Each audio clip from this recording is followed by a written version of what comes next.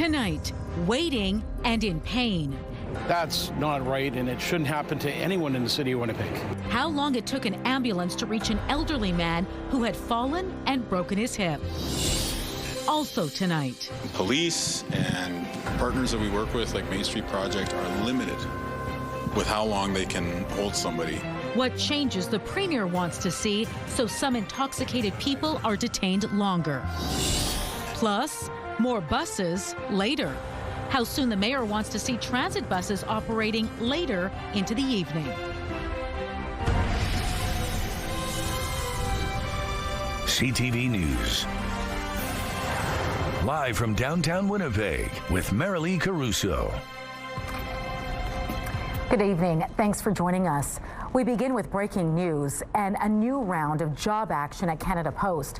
The Postal Union is declaring a nationwide strike. The Canadian Union of Postal Workers said the move is in response to major proposed changes for the Postal Service put forward by the federal government today.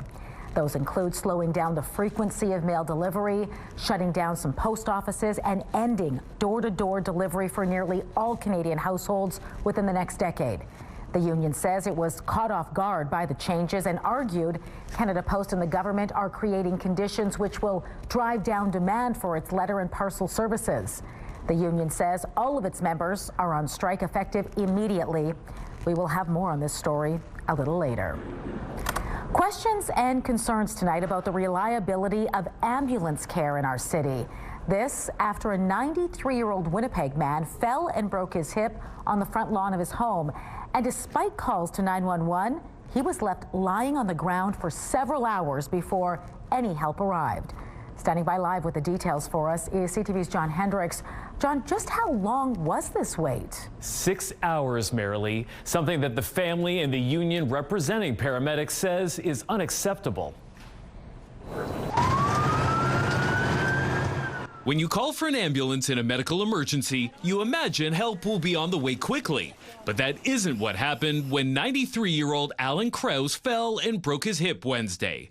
The family called 911 and was told there would be a 3-hour wait. That proved to be optimistic. He was on his lawn for 6 hours. 6 long, devastating, painful hours before an ambulance attended. Michael Wojciechowski says his father-in-law was in agony, but they were told not to move him or give him anything to eat or drink. My wife was called to come to the scene where he was, and when she got there, she just saw her dad in pain, screaming in pain, and there was nothing she could do. Raina Schmartin lives across the street and saw Krause lying on the ground with people around him not too long after he fell. She's shocked how long it took for an ambulance to arrive. I think it's frightening. I think people in the city should be scared. It's not acceptable. I can tell you, when you talk to the workers, that they're horrified by hearing this. That it's not something they're to be proud of. The union representing paramedics says 6-hour waits should never happen. But Kyle Ross says right now there just aren't enough workers to get to everyone quickly. The service is stretched so thin, and there's not enough paramedics, and these incidents will unfortunately continue to happen if we don't find a way to get people to take up this profession. Wojciechowski says something has to change, and sooner rather than later. If City Hall doesn't take action, this is going to happen again. And next time it could be your father, one of your loved ones. And then you're going to go through this pain that our family is going through right now.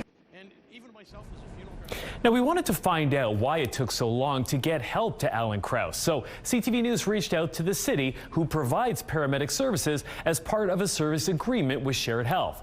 We have not yet heard back. So, John, do we know how Alan is doing tonight? Well, I'm told, Marilee, that he is in hospital and the family is still waiting to find out exactly how he will be treated. All right, thanks for this, John. Police are looking for witnesses after a woman was hit by a vehicle and seriously injured in West Winnipeg. It happened shortly before midnight Friday as she was crossing Notre Dame Avenue at McPhillip Street. Police say the woman, who's in her 60s, remains in hospital in unstable condition. The driver remained at the scene. Anyone with information or dash cam footage is asked to contact the Traffic Division or Crime Stoppers. Substance users could soon be held in detox for multiple days. Right now, intoxicated people taken into custody to sober up are only required to stay for a maximum of 24 hours. But tonight, Premier Wab Kinew says changes are coming to the law, which could increase the length of those stays. To explain, CTV's Jeff Keel joins us now live. So, Jeff, why is this new legislation needed? Because the Premier says the effects of meth can last longer than alcohol, and he says to get some people the help they need, you have to get them off the street. Premier Wab Kinew says it's time to detain people high on drugs like meth for longer periods of time. But most importantly, it's based on what we've been hearing from you, who are fed up with seeing people having a fist fight with themselves on Main Street. Right now, under the Intoxicated Persons Detention Act, when someone is taken into custody for detox by police, they can be kept for up to 24 hours. Premier Wab Kinew says that law was written with alcohol in mind. The effects of drugs like meth can last longer, so he says new legislation is coming that would increase the number of days someone could be held. We need to focus on the enforcement too. Part of how people will find a path to a better tomorrow is detox and cleaning out. And some people are only going to reach detox and cleaning out if they are taken off the street. Kinew says this would require a secure facility, which he says should be up and running in November. Main Street Project, which has provided detention services for 40 years, says the landscape of substance use has changed, but if people are being held for more time, enhanced medical care and long-term supports are needed. We are optimistic that reviewing and updating the legislation can be a positive step forward. Done right, it has the potential to improve outcomes for vulnerable Manitobans, reduce strain on emergency and policing resources, and align our province with best practices across Canada. The Premier says health supports would be included, and while treatment would not be mandatory, there would be a push towards that end. The person who's high on meth, we're going to put them in a secure facility instead of the Health Sciences Centre emergency room. But while they're there, there's going to be different modes of treatment made available to them. CTV News asked the Premier, how much time are we talking about here? Is it 48 hours? Is it 3 days? His reply was, we are in the ballpark. Okay, Jeff, when could we see this new law then? Not too long from now. The next sitting of the legislature starts next week. The Premier wants to introduce that legislation during the sitting, and he's hoping to have it passed and have royal assent by November. All right, thanks for this, Jeff. Manitoba Premier Wab Kinew also laid out his government's economic plan today, and it involves changing some business tax credits and offering a new loan program to boost economic development. This is how you make Manitoba a have province. This is how you make a boom happen in the Keystone province. Kinew outlined the plan in a speech to the Manitoba Heavy Construction Association. It includes converting parts of its manufacturing investment tax credit into an immediate retail sales tax exemption on new machinery and equipment. It means manufacturers will save the money up front instead of having to wait for a credit reimbursement. The government is also launching a $50 million loan program for businesses that invest in things like new equipment and technology. Kinew hopes it will push more companies to invest in our province. When we talk to businesses and we tell them we've got affordable hydro rates, that's the same thing as having lower taxes. And then we tell them we have an educated, very talented workforce, and by the way, we don't have the housing prices you see in Toronto or British Columbia. That's another competitive advantage. So what we're adding here today are a few more policy levers, particularly for the manufacturers who've been threatened by Donald Trump and those investors who want to lean into Manitoba. Kinew's economic vision includes expansion at the Port of Churchill and a trade corridor with other Western provinces. Also today, the Premier shed more light on the financial cost of this year's wildfire season.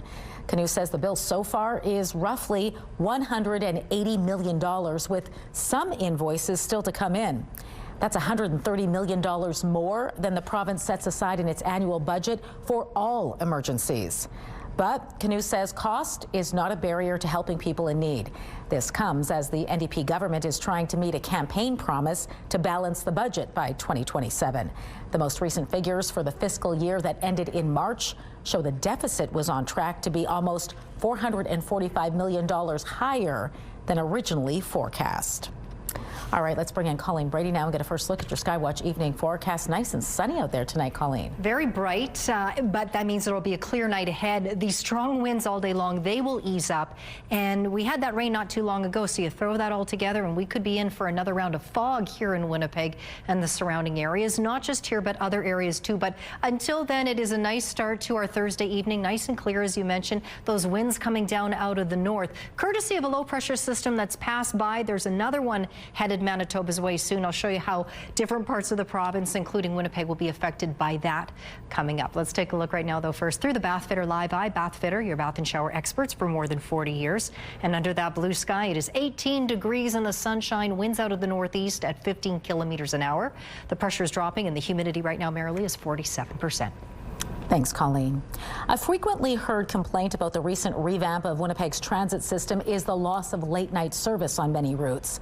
But according to the city, that may be about to change. Mayor Scott Gillingham is pledging to expand late-night transit service as part of the upcoming 2026 budget process. The move comes in response to concerns the new primary transit network left many shift workers and late-night commuters seeking alternate transportation.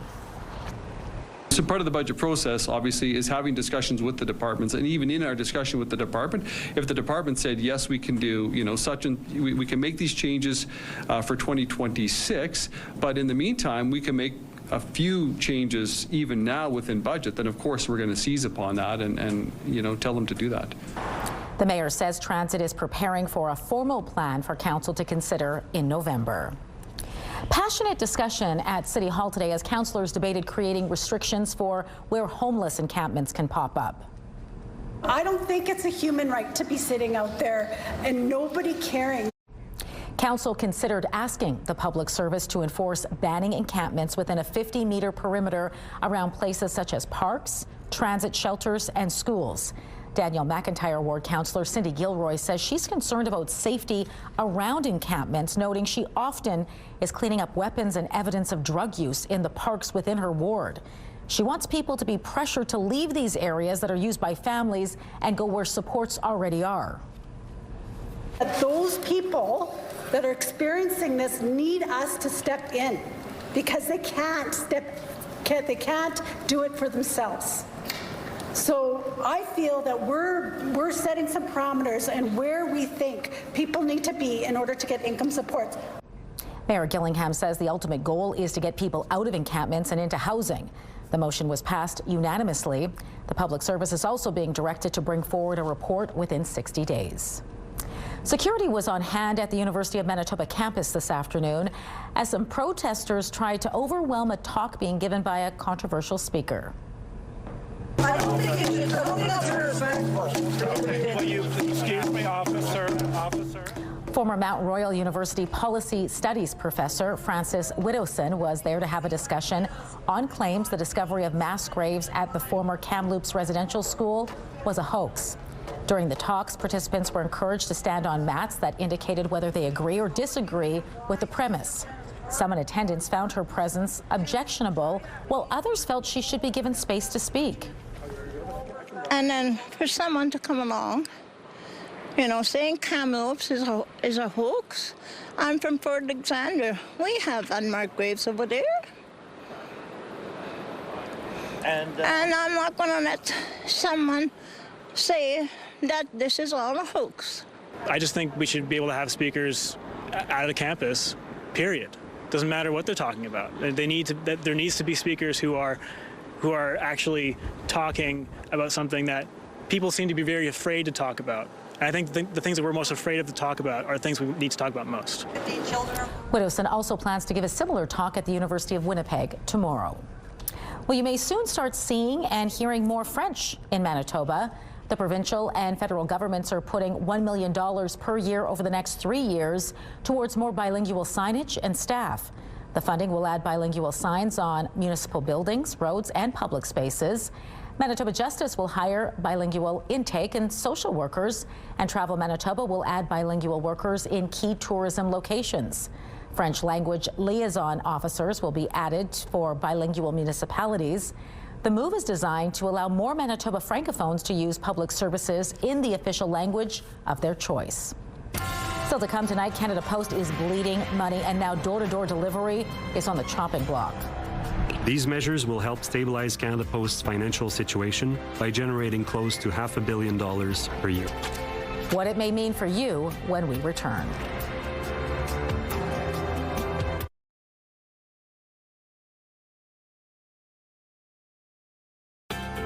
Your morning just got a little brighter. Start your day with CTV Your Morning, and you could win $20,000. For your chance to win, watch CTV Your Morning Winnipeg, weekday mornings 6 to 9. Taking a look at the markets tonight, crude oil lost 1 cent. The Canadian dollar continued to sink lower. Gold gained $3. The TSX dropped 24 points. The Dow Jones fell 173 points, while the Nasdaq closed 113 points lower. Back to our top story tonight. We are following that postal union strike. They have declared a nationwide strike effective immediately. The Canadian Union of Postal Workers says it's responding to the proposed changes for the Postal Service put forward by the federal government today. CTV's Rachel Aiello shows you now how Ottawa plans to change the way Canada Post operates. We learned today that Canada Post is effectively insolvent, and the situation facing an institution generations of Canadians have relied on is unsustainable. So the government is forcing immediate changes to mail delivery to try and save money. How and how often Canadians' mail is delivered is changing. Today, the federal government directed Canada Post to end door-to-door delivery, lifting the decade-old moratorium on community mailbox conversions. But I want to be clear.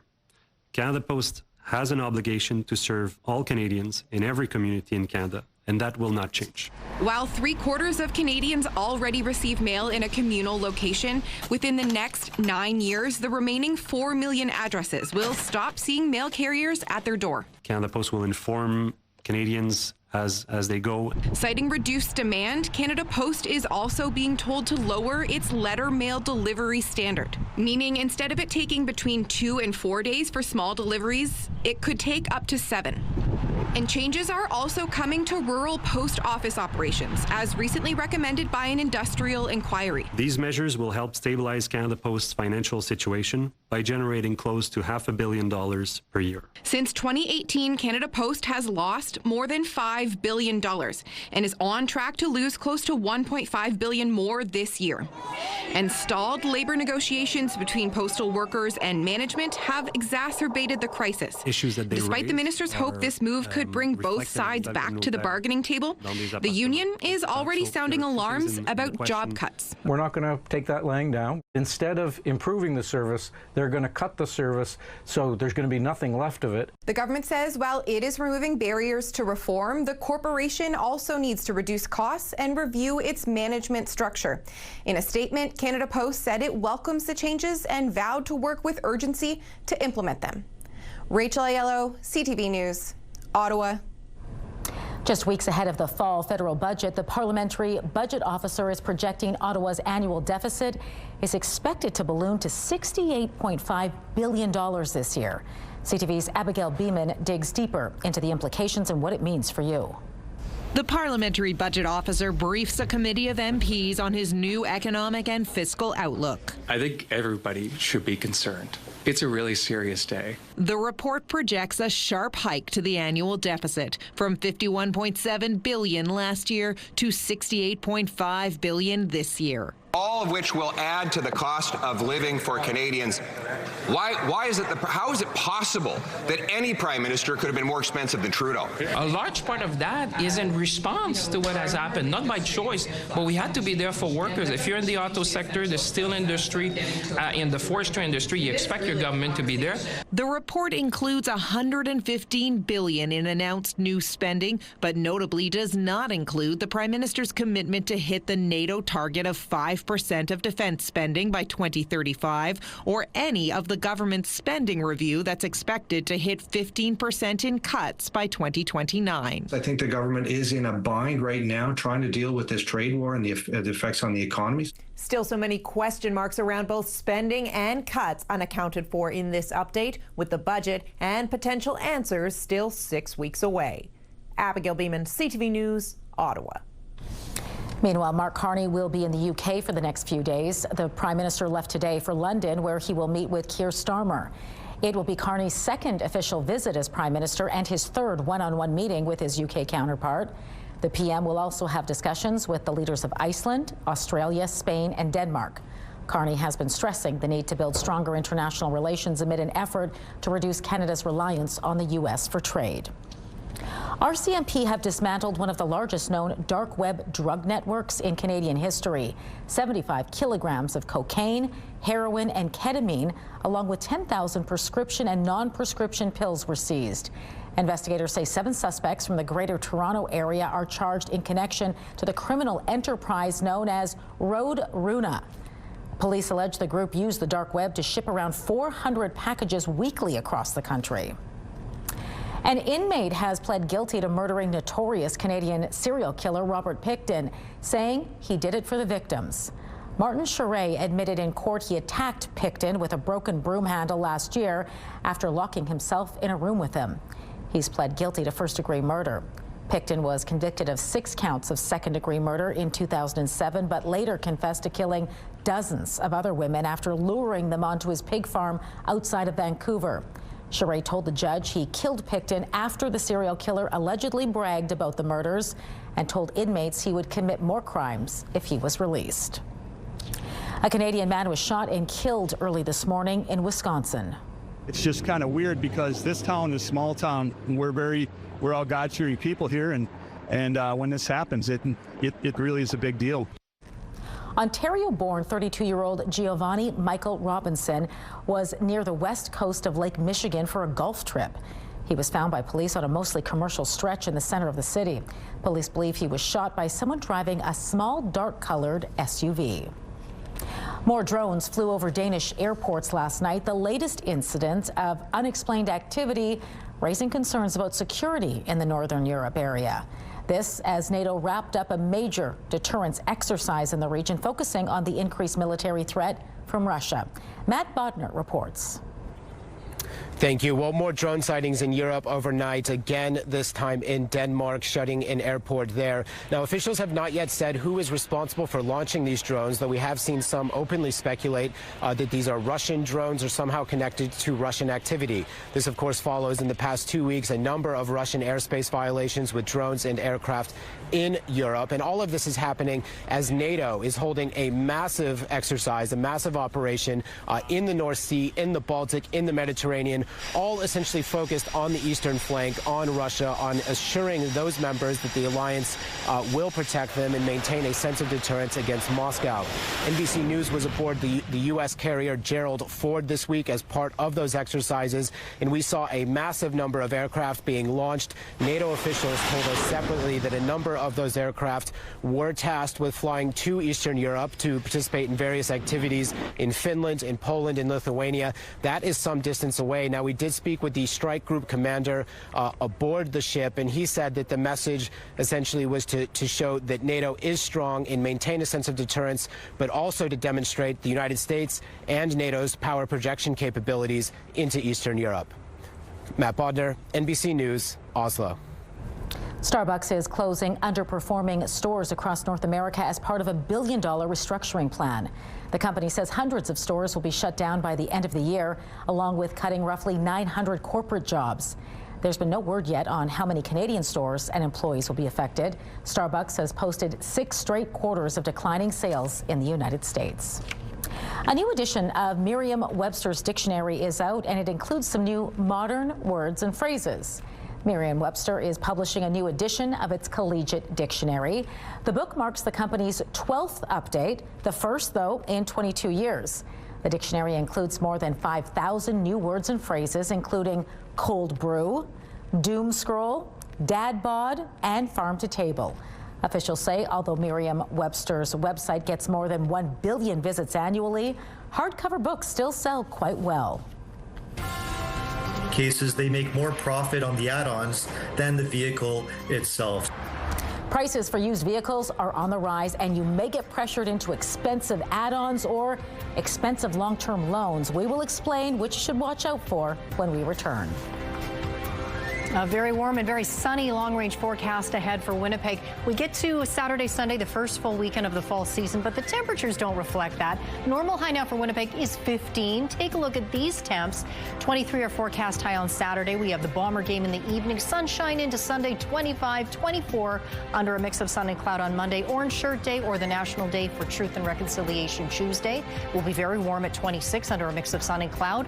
We'll do it all over again on Wednesday.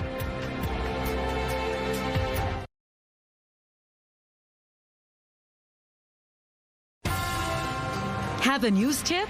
When you see news happening, let CTV News Winnipeg know. Text your tips, pictures, and videos to 10400. That's 10400. Message and data rates may apply. Thousands have now been able to return home after wildfires threatened dozens of communities here in Manitoba over the summer. But one family from Leaf Rapids was left heartbroken when they returned to find their home destroyed. CTV's Alex Karpa shares their story. A caved roof and water damage is now all that's left of Rose Biggety's home. After being away from her home in Leaf Rapids in northern Manitoba for months due to wildfires, Rose was excited to finally get back. But when she returned home earlier this week, she didn't know the nightmare that awaited her. My couches were moldy. My daughter's bedroom, the ceiling collapsed. Everything that she had in there was mold. Sitting outside Mom's house. Rose and her family have nowhere to live in the community and were forced to pitch a tent on their yard. Now she is once again being forced to leave her community and is heading to Thompson, about a 3-hour drive from her home, to stay in a hotel. I don't even know if I'm coming back to stay in Leaf Rapids because there's no homes. I have no place to stay here. Mama. Rose's son Irvin says residents should have never been let back into town if authorities assessed the homes. You know, it's a failure on Red Cross, it's a failure on the province, a failure on the administration. And, you know, they need to be responsible about this stuff. Manitoba Premier Wab Kinew said the province has been providing short-term help for residents like Rose, but there is long-term help coming. Like a program for people from the Lynn Lakes and the Flin Flons, just helping to maybe get a little bit more resources out to them. Rose is completely frustrated. I just wanted to come home to a house where I could sleep, where I could bake, where I could cook. On top of not knowing how long she'll be in the hotel in Thompson, she doesn't know what's going to happen to her home or if she'll even be able to return to her community. Alex Karpa, CTV News, Winnipeg.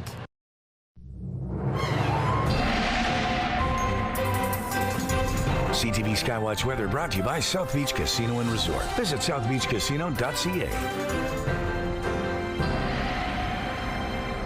Colleen Brady is back now with your complete Skywatch forecast, and temperatures a bit cooler than we've been used to as of late. That's right. Now the culprit, a cold front that's been crossing Manitoba today. We were talking last night about that low pressure system crossing the north. It originated out of southern Alberta and raced toward our province, and it brought a little bit of precipitation, but not much. Let's call that round one. Round two is on the way, and it's going to bring a lot more rainfall to the north. But in between the two, we have the present scenario where the winds really have been pretty strong all throughout the day down here in the south in the wake of that cold front. Those winds whipping up and behind it out of the northwest. They're a little lighter now, and they will diminish yet tonight, so that will help to create the potential for fog, light winds, clear skies, and with the ground still a little wet from the rain that we've had here in the south, there are some areas that will see fog tonight likely, and that could well include Winnipeg and other parts of the province as well. Up in the north, you can see just a little bit of light cloud pushing through the Thompson area.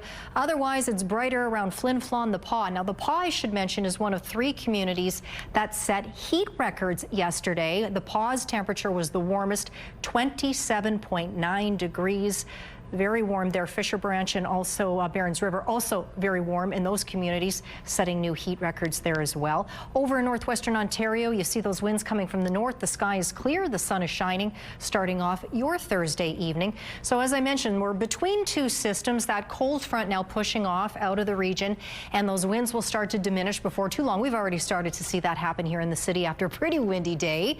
But then here's the advance of this next system. It will be making its way toward northwestern Manitoba, by about mid-afternoon, we'll start to see the first of those rain showers move through. Meanwhile, down here in the south, we'll get some very strong winds coming tomorrow from the south associated with that low passing through the north. And you can see a much more substantive rainfall and covering a much larger area. That will continue to be on the move into Friday night, overnight as well, as it continues its eastward advance, heading toward Hudson Bay, and a little bit moving through northwestern Ontario as well. Into Saturday morning, bright and sunny here with some more rain still trying to make its way out of the northeast and out onto Hudson Bay there. For tonight for Winnipeg, the sky will be clear, but with the winds becoming very light, particularly overnight, and with the ground being still bearing a little bit of moisture, we could see fog. 6 is the low, so a little chilly. Keep that in mind for the commute. Sunny tomorrow, but it could be a little foggy again. 9 and then up to 23 degrees with the winds strengthening out of the south. Now tomorrow is Friday. The UV index is 5 or moderate.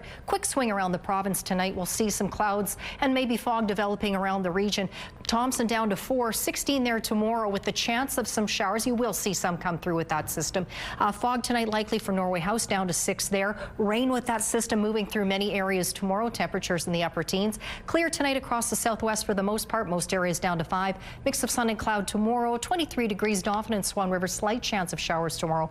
And Winnipeg and the surrounding areas, be prepared for fog to develop again overnight and potentially into the commute. Sunshine or a mix of sun and cloud tomorrow. Highs in the low 20s. Clear tonight across northwestern Ontario, down to 4 and 5. Sunny tomorrow with highs in the low 20s. Our first weather photo.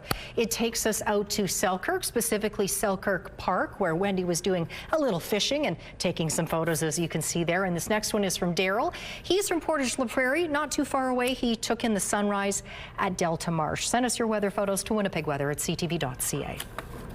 Thanks, Colleen. Trade and tariff tensions have been keeping the price of new cars high, which is why more buyers are looking at the used car market if they need a vehicle. And that's causing used car prices to rise. When you're looking for one, you'll also be pitched add-ons that can drive up the cost of your purchase. CTV's Pat Foran explains. With the average price of a new car in Canada over $66,000, according to Auto Trader, more shoppers have turned to the used car market, trying to avoid big loans. I saved about $30,000 doing so. With that money, I got to put towards the vehicle, and I had money left over for other needs. With the used market currently tighter than usual, it's keeping prices higher. When there aren't many cars available, but lots of people are looking, prices go up. It's supply and demand, so buyers need to be strategic in order to find that good deal. Along with paying more for a used car, you'll face added pressure from some dealers to pay for expensive options you may not need. That's because many of the products and services are very high profit. In many cases, they make more profit on the add-ons than the vehicle itself. When signing a contract to purchase, you could be pitched warranty plans, gap insurance, paint and interior protection, rust proofing, VIN etching, tire and rim protection, and anti-theft devices. Don't feel pressured to purchase these options without making sure they're a good value. Many aren't. Before you go to a dealer, you may want to get pre-approved for a loan at your bank and check your credit score.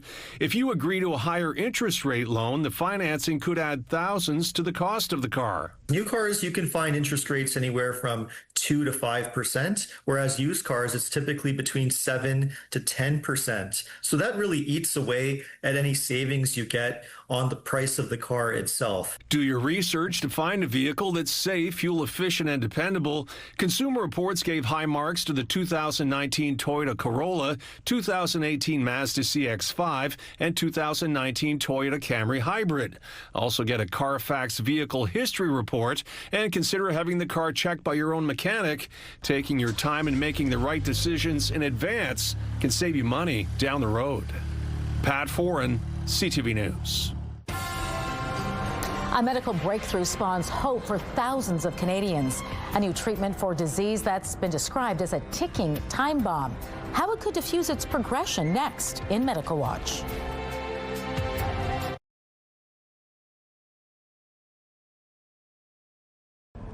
Despite progress, Canada continues to grapple with a persistent gender gap in STEM programs.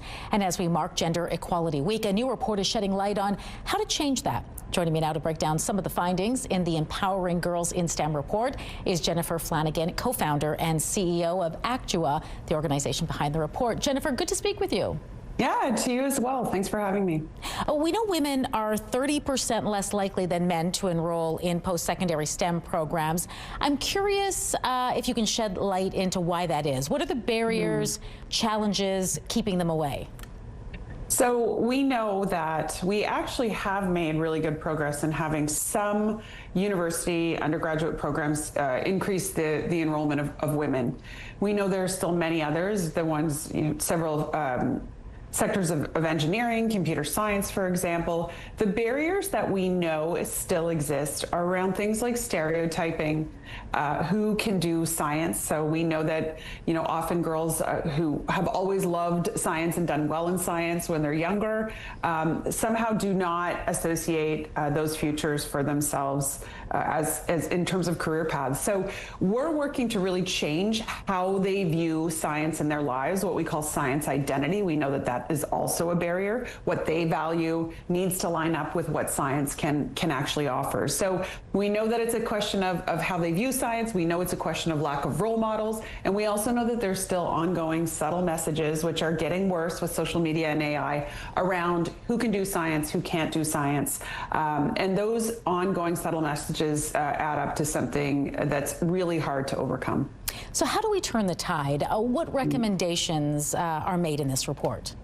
So we found through discussions with experts in this field that come at this from various perspectives that the biggest barriers, and I spoke about them, one is STEM identity, which is a sense of value alignment. So it's really important that we talk to girls at a young age about how science impacts their lives, how what matters to them is aligned with what matters in what they can actually do in science.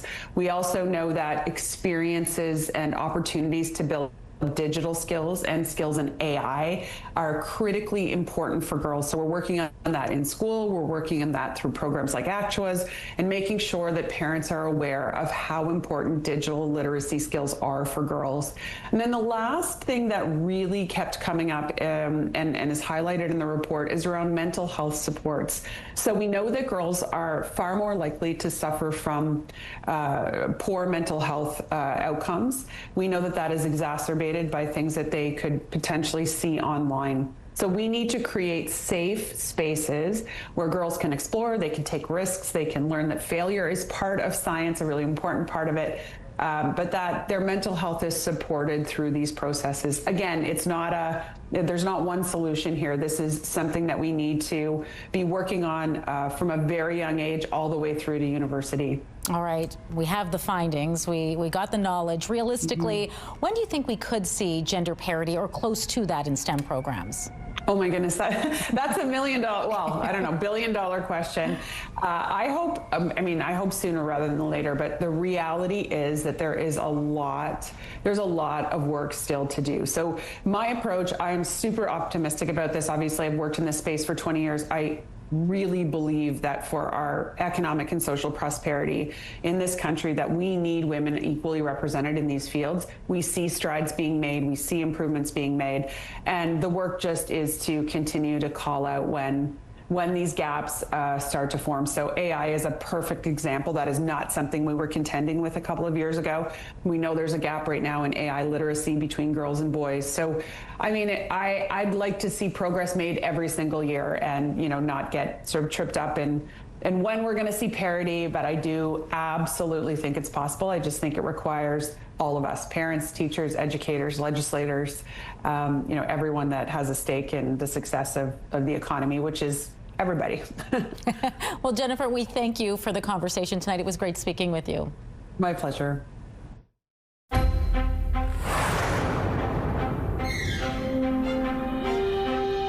An experimental gene therapy was found to slow the progression of Huntington's disease, marking a major step towards a potential first genetic treatment.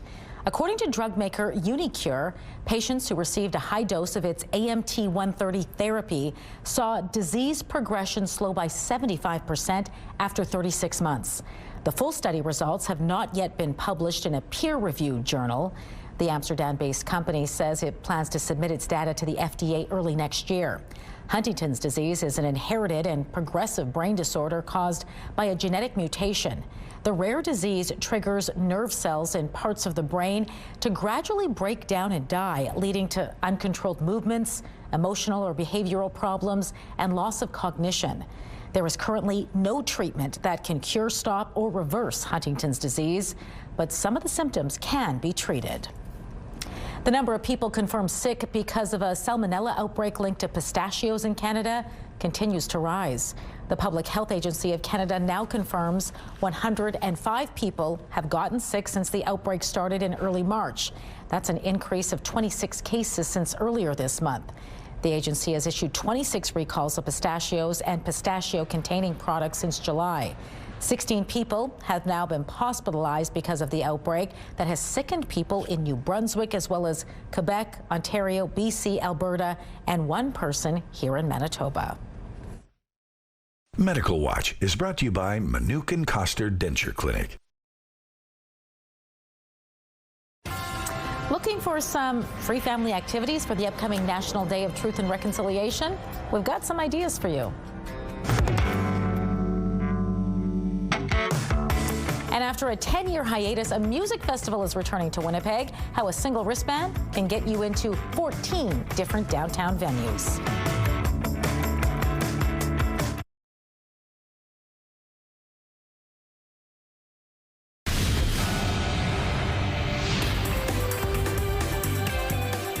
Spotlight, sponsored by the Casinos of Winnipeg, presenting Elton Ron Tribute. A music festival is making its return after more than a 10-year hiatus. It's called Breakout West, and this will be its 23rd edition. The 4-day music conference includes discussion panels, an awards night, and 3 nights of live music. More than 55 artists from Manitoba and across Western Canada will perform at 14 different venues. One $30 wristband is all you need. Shows are staggered, so once one show is over, you can hop over to the next venue and see another one. It's really sort of a genre bending adventure, if you will. You know, there's sort of everything from hip hop to some electronic stuff to roots and folk, some country leanings, lots of rock and roll, indie rock stuff. Shows take place in the downtown and exchange areas. Everything starts tonight and runs through Saturday. Visit breakoutwest.ca to explore the artists and see the schedule. A couple of more Winnipeg institutions are offering up special programming in honor of the National Day for Truth and Reconciliation. You can enjoy free admission to the Canadian Museum for Human Rights Tuesday and explore a number of special exhibits. That includes a powerful large-scale wooden art piece, the Witness Blanket, made from hundreds of items collected from residential schools, churches, government buildings, and other sites from across Canada. Traditional knowledge keeper Marilyn Dykstra will also share teachings in the Garden of Contemplation throughout the day. The museum will be open 10 a.m. to 5 p.m. You can also head on over to Assiniboine Park, where a sacred fire will be lit at 9 a.m. at the Indigenous Peoples Garden at the Leaf. Visitors are encouraged to spend some time in reflection and hear from an Indigenous educator. A share of admissions and all the proceeds from orange shirt sales will be going toward a pair of Indigenous organizations. There are several other local organizations hosting special programming for Orange Shirt Day. You can head over to our website, ctvnewswinnipeg.ca, for all the details. Christian Bale is taking on the role of one of fiction's most iconic monsters. There's nothing left to do now but live. Bale portrays the legendary monster Frankenstein in the new film The Bride. Maggie Gyllenhaal directs the latest take on Mary Shelley's creature, which sees Jessie Buckley playing his titular companion. The Bride will scare audiences in 2026. Hell's Kitchen heats up your primetime lineup at 7. At 8, it's Georgie and Mandy's First Marriage.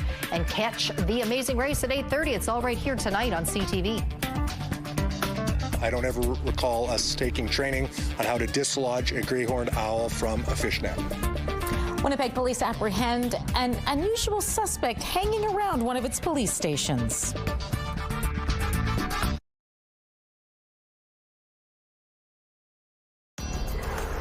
Women's clothing provided by RW & Company. Salon services provided by S&T Spa Salon.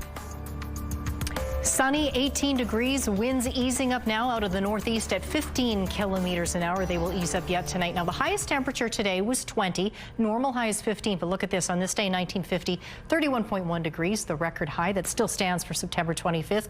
Clear, but potentially foggy overnight. We drop all the way down to 6 degrees. 23 Friday, windy, winds out of the southwest. Sunny throughout the weekend, warm too. The football game Saturday night, and then merrily even warmer temperatures ahead next week. Looks great. Thanks, Colleen. It was anything but a typical morning for some members of the Winnipeg Police Service.